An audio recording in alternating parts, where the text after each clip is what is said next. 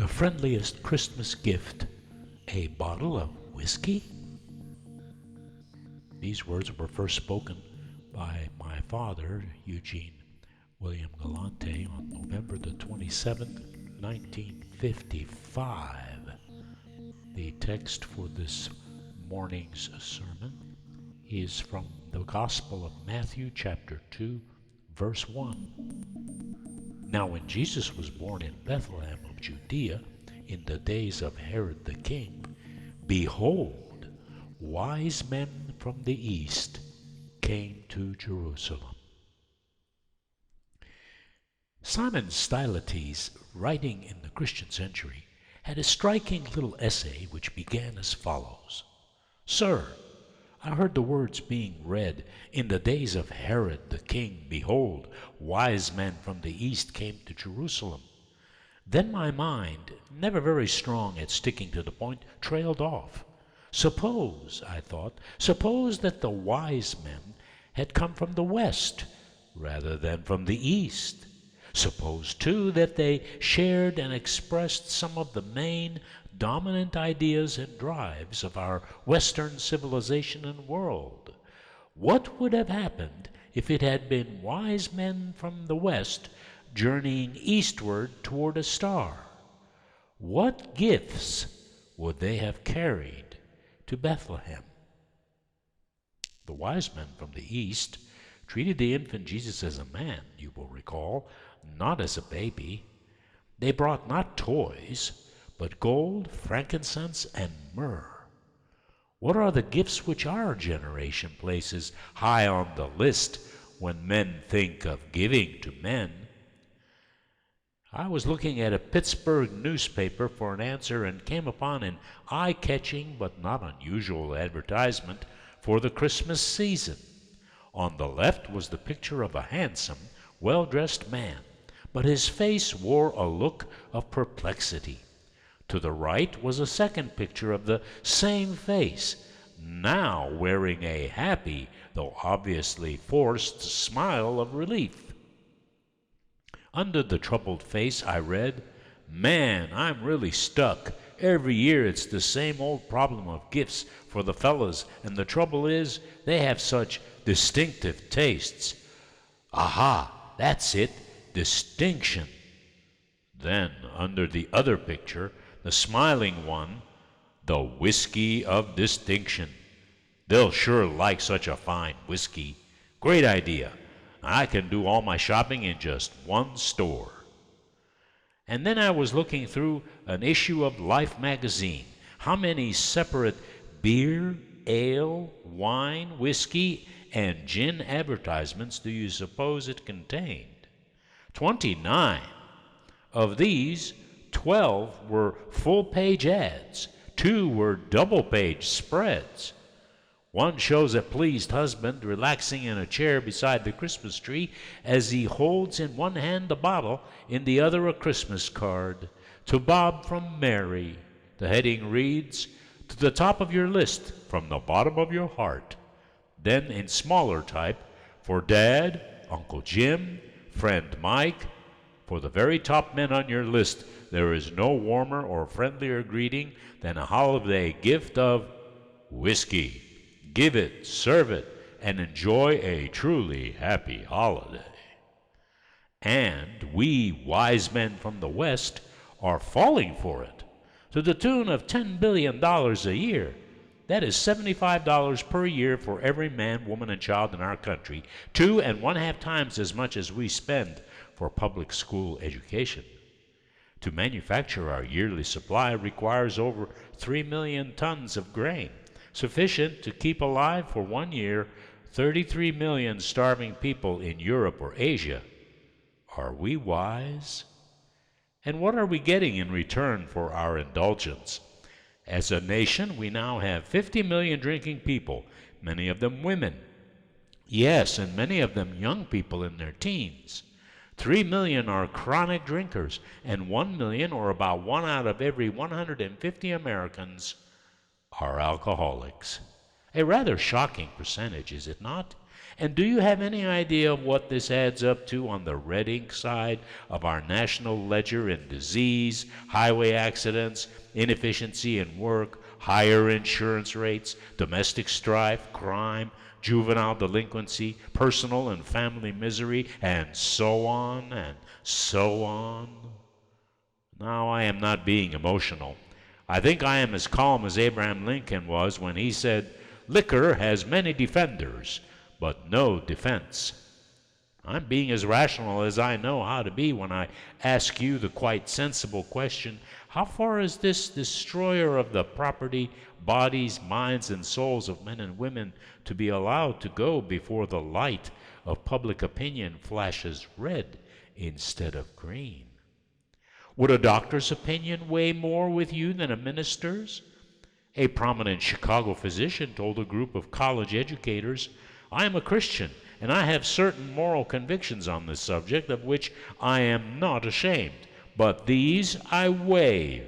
I speak to you as a physician and from a businessman's standpoint. Suppose you were in the cattle business, the owner of a large herd of fine-blooded cows, and suppose some disease were to appear among them, what would do the same degree of harm to your cows that alcoholism is doing to our citizens? Suppose further that this disease were to spread until all the herds in our country were infected with it. What would cattlemen be saying and doing, and meat packers, and the general public, and the government? Imagine further that as a result of research, it should be discovered that this cattle disease was caused by one ingredient in the food being fed to the cows. How long do you think it would take the cattlemen to decide to eliminate completely that one ingredient, that one food? What is our answer to the doctor's argument?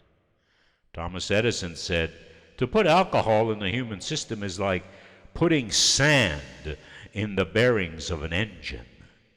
The next time you have fresh oil put into your car, suppose the attendant were to say, "Oh, there's a little sand in this oil, not much though, only 5 grains to a quart." Would you let him put it in? Would you pay good money for that kind of lubrication? I repeat, what is our answer to these arguments? Could it be that to us, wise men from the West, cows are more important than human beings, and the inside workings of our automobiles of more concern than our intestines, blood vessels, and brain cells? Where did it come from anyway, this idea of celebrating Christmas with drinking and wild revelry? Is this a New Testament idea? Is this something that originated in the early church, as did the Lord's Supper and baptism and the ordaining of officers by the laying on of hands? Here's a brief history of Christmas. For 2 centuries after the birth of Jesus, the church lived under the shadow of persecution and observed no Christmas celebration. But the Romans had their great yearly festival, the Saturnalia, held in late December and marked by unbridled pagan license and dissipation. It was largely to counteract and displace these riotous, degrading customs that in the 4th century the Bishop of Rome officially set December 25 as the date on which to observe Christ's birthday. The season, as the Christians saw it, was still to friends joined in joyous singing. The French name Noël means simply birthday, but in England the festival came to be called Christus Masse, or Christmas, because a special Mass in his honor was celebrated on that day. Coming down to the present day, it becomes clear that the struggle of the church with the paganism of Rome is far from over. Christ has not won out over Saturn. The Saturnalia has not been replaced by Christ's Mass. In fact, it would seem that the tide is flowing. Flowing is the right word, is it not? in the opposite direction. It would seem that Saturn is winning, and if not Saturn, Bacchus. Yes, I know there are exceptions, and let us thank God for them. Homes in which Christmas is as joyous as the laughter of little children and as pure as their shining laughter in their eyes. But looking at the American scene as a whole, wouldn't you agree that these lines are not an exaggeration? How can they honor him, the humble lad, whose feet struck paths of beauty through the earth, with all the drunken revelry, the mad barter of goods that marks his day of birth? I think if Jesus should return and see this hollow blasphemy, this day of horror, the heart that languished in Gethsemane would now again as great and deep a sorrow, and he who charmed the troubled waves to sleep with deathless words would kneel again and weep. This is the first Sunday in Advent. Many of us have already started the preparation for Christmas. What kind of a Christmas are you going to have?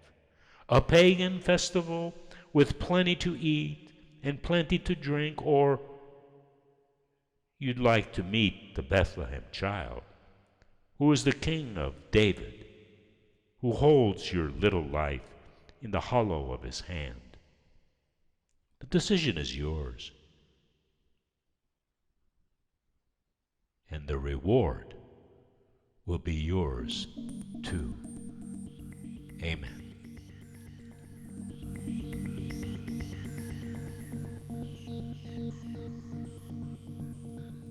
Welcome, YouTube subscribers, to Seven World Productions, a division of Angel Graham Music. Now, this channel is dedicated to inspiring the viewer with episodes about 7 special interests common to all of us.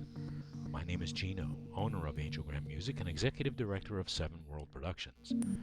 There are 7 worlds for you, the viewer, to choose from: the world of art, the world of books, the world of faith, the world of family, the world of food, the world of games, and the world of music. Check out the promo clip of each world for details. Now, together we're going to discover 7 worlds that will inspire all of us to enrich our lives. Be sure to click like and leave your comments, and above all, subscribe to receive notification of updates in future episodes. Go and be inspired.